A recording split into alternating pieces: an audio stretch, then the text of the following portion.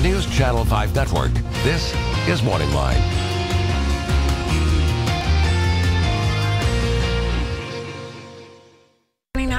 Good morning, everyone. Thanks for joining us on Morning Line. Nick Barris here on a Monday. Hope you had a great weekend. And boy, I'll tell you what, especially Saturday. Was the weather awesome or what? Raining a bit today, but still pretty darn pleasant compared to some of the heat we've had. And we thought we'd just start our week off talking about animals. Is that okay with you? We'll open up the phone lines for you to ask questions about your pets, cats, dogs, whatever type of animal you happen to have. And we'll answer the questions, not me, but the veterinarian sitting next to me here, who is Allison Fields. It's nice to have her on this morning. Good morning, Allison. Good morning. It's nice very to have nice you to be on. here. Thanks. It's fun to be back. It's been a while. What's going on? Nothing. Not much. It's been pretty mellow. I mean, this weather's been awesome. You know, I will say this. I went back to check out my beehives yesterday, and they're kind of in a wooded area. I walked out. I had 3 ticks on my leg. Yeah, it's And bad. you said it was going to be a bad year. Now, I got them off right off the bat. They didn't have a chance to clamp on. But, boy, just a second, and boom, they were on me. Especially if you're in that tall grass. Yep. They just kind of sit on the end, waiting for something to walk by. They hold their little legs out. They sense like, carbon dioxide. Something comes by. Is that what it is? Yes. Yeah. And they're then, like, whoa. Do the dogs and cats that get ticks, can they get the diseases from them that we get, like Lyme disease and the like? That same way? Okay. Well, Lyme disease isn't as prevalent here as it is in other parts of the country. Okay. We see more Ehrlichia and Rocky Mountain spotted fever, which seems weird because we're not in the Rocky Mountains. Right, yeah. We're also not in Lyme, Connecticut.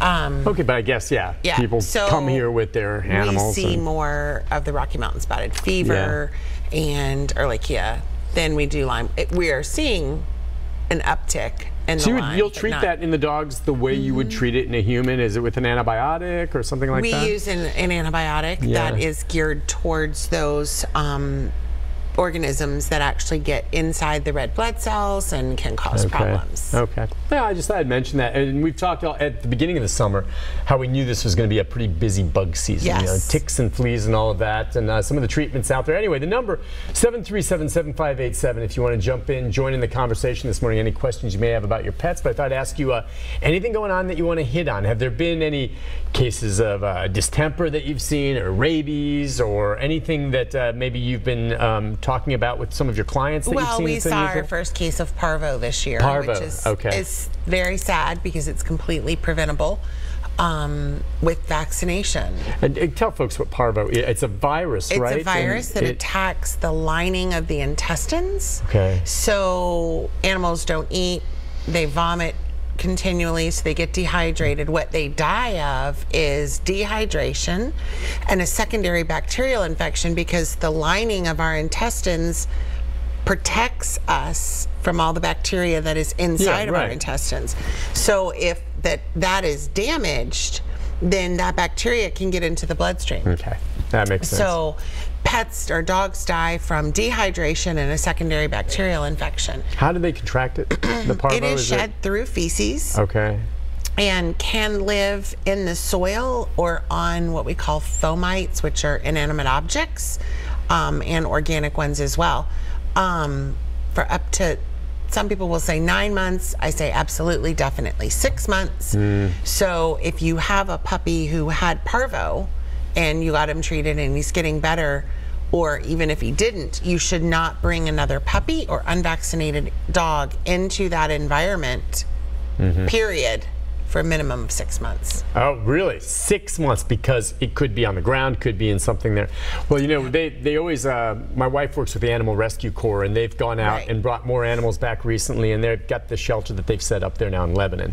And sometimes they've got to go through there, do all the testing for parvo and all this other stuff, and you have certain isolation rooms and all that. And then after they do get the dogs out of there, because you can treat the parvo, right, over a period of how long before the dog can recover? You can treat it. Every dog's different. Some days dogs weeks, are... months? Oh, no. Some are like 3 days, or some are, 10 days. Okay, because after they get done and they move the dogs, they go in there and they have to clean that place completely, because there's going to be a new crop in, and you especially don't, want to expose the other animals. I'm trying to think what else we've seen in there. It's amazing to see some of these animals that are rescued that have been in settings in homes where there's urine everywhere, and the ammonia level, Yep. and then what that does to their eyes Yep. and things like this, the skin conditions too. Yep.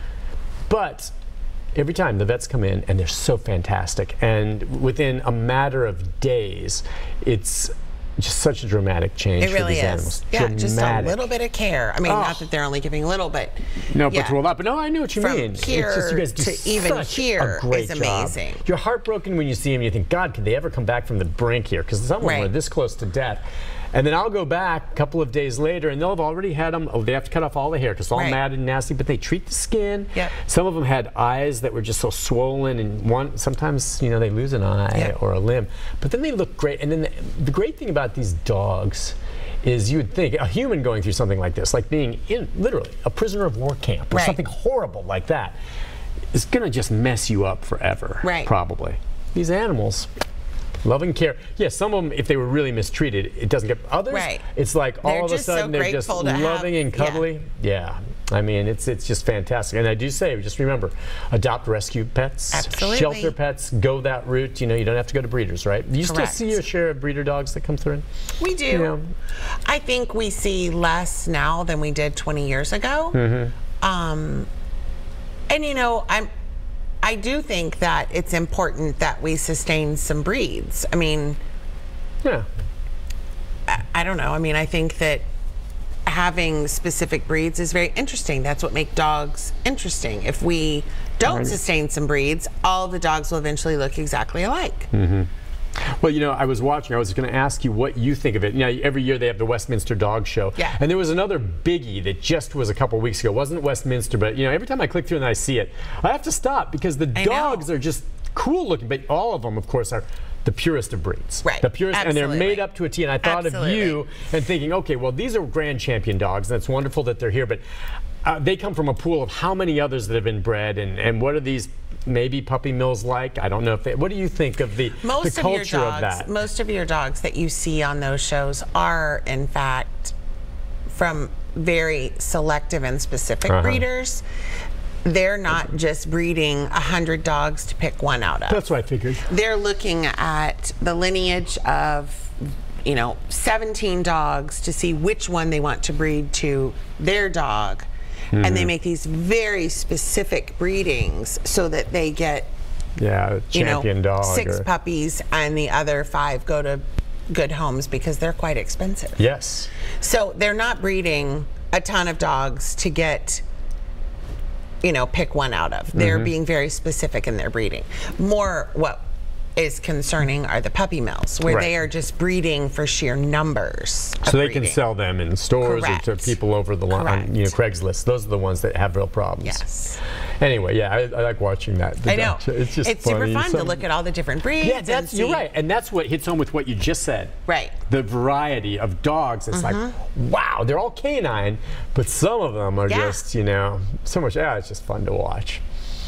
The pugs never get too far in that competition. Every once in a while they make it to the finals, but it's always some shishi dog that wins. That's all I'm going to say. I know. True. Or the golden retrievers. There's always They're not shishi. No, they're not. They're very cool, but they, the real popular dogs, they're all represented. But it's always some dog breed that I've never heard of that wins it all. Anyway. The Bouvier de The Fawn. Bouvier de Fawn. Right. Yes. All right, let's take a break on that. When we come back, the phone lines are open. We've got a couple calls for you already, but we've got a total of 7 lines here, so you can jump in. 737-7587.